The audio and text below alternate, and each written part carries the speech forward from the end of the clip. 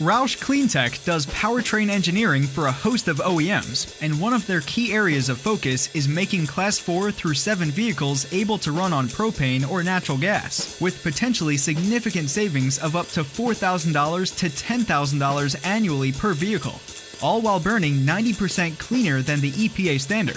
So ROUSH CleanTech is actually a division of ROUSH Enterprises. So our big brother or big sister, if you will, has been around for 43 years, and really we're a powertrain engineering company that does integration for a whole host of OEMs.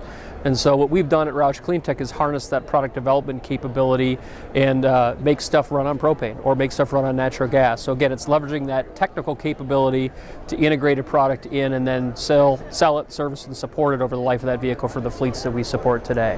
When we originally started back a decade ago, we were light duty, but based on what our customers were telling us, their pain point was Class 4 through 7, and I don't want to be in diesel anymore. Not that diesel's going to die, but that low speed start-stop duty cycle just was not a sweet spot for diesel. And so that's where they were spending the most money, had the most complexity and pain, and they said, look, we believe in propane, we believe in ROUSH, your pedigree as a product development and engineering company, can you bring your solution to Class 4 through 7?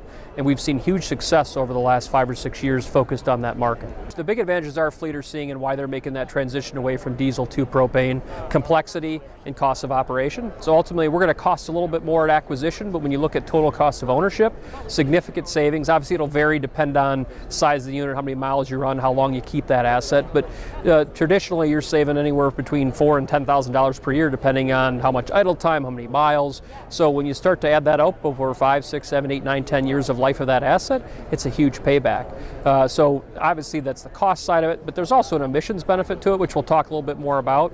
I think that's really what drives it first, though. It's got to make economic sense to deploy and scale. And then the emissions side of it, we recently certified at 0.02 grams of NOx per brake horsepower hour, which is the lowest optional standard in the industry today, which is 90% cleaner than the EPA federal standard.